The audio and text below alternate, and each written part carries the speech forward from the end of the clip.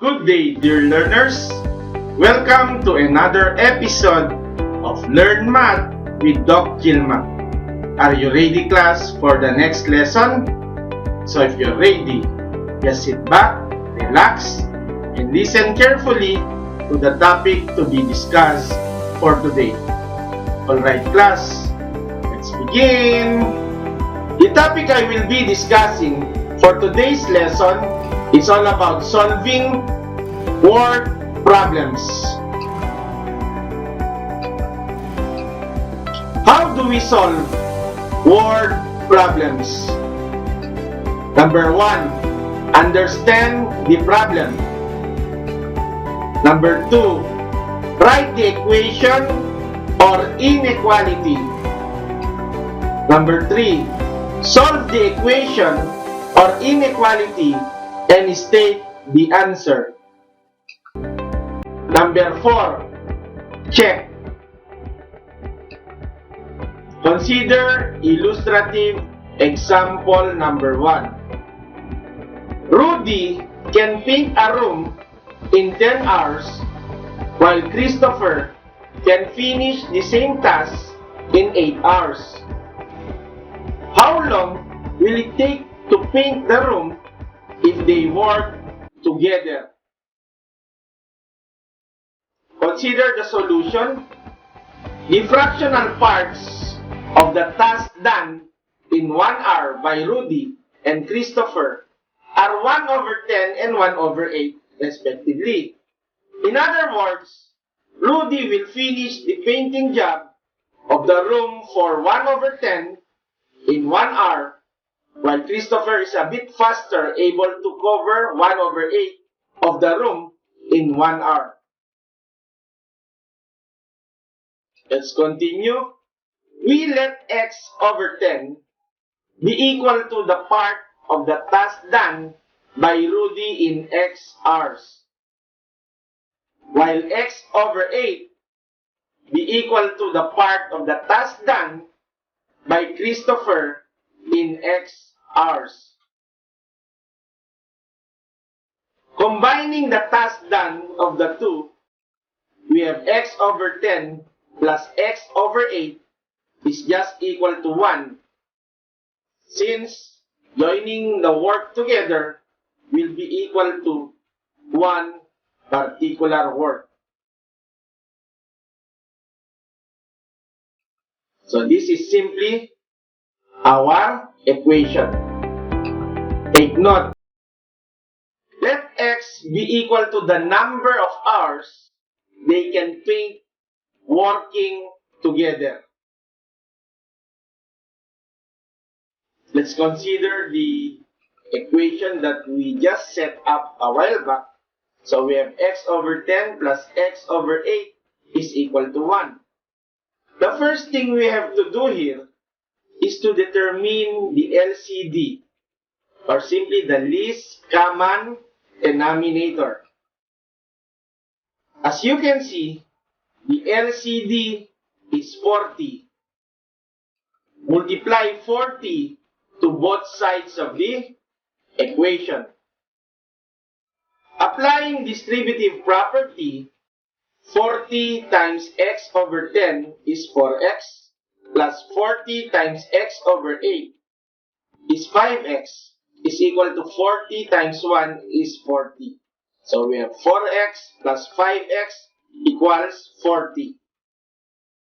Simplifying further, combining similar terms, we have 9x is equal to 40. Applying division property of equality, we can divide both sides by 9. From here, we can just cancel 9 and 1/9 since they are multiplicative inverse. So cancel out 9. So we have x is just equal to 4 and 4/9 hours. So Rudy and Christopher can paint the room if they work together in 4 and 4/9 hours. Consider illustrative example number 2. A farmer plows the fields using a tractor in 5 days. His father can do the same job in 7 days. How many days will it take them working together? Consider the solution. Let x be equal to the number of days required to plow the field together. 1 over x be equal to part of the field plowed in 1 day by the 2 farmers. So from here, we can set up an equation. 1/5 plus 1 over 7 is just equal to 1 over x. For us to be able to solve the particular number of days required for them to plow the field. Let's continue. Consider the equation. 1/5 plus 1 over 7 is equal to 1 over x. From here, we must determine first the least common denominator, or the LCD. So as you can see, the LCD is 35x. Multiply 35x to both sides of the equation. So from here, we have to apply the distributive property. 35x times 1/5 is simply 7x, plus 35x times 1 over 7 is simply 5x, is equal to 35x times 1 over x is simply equal to 35. So we have 7x plus 5x equals 35. Simplifying further, combining similar terms, we have 12x is equal to 35. Applying division property of equality, we can divide both sides by 12. So from here, we can just cancel 12 and 1 over 12 since they are multiplicative inverse. Cancel out 12. So therefore, x is just equal to 2 and 11 over 12 days. For the 2 farmers can plow the fields if they work together. So take note of that. Before we end our discussion for today, let me first read to you a simple passage from the Bible, coming from the book of Matthew chapter 7, verses 7 to 8. Ask, and it shall be given you. Seek, and you shall find. Knock, and it shall be opened to you.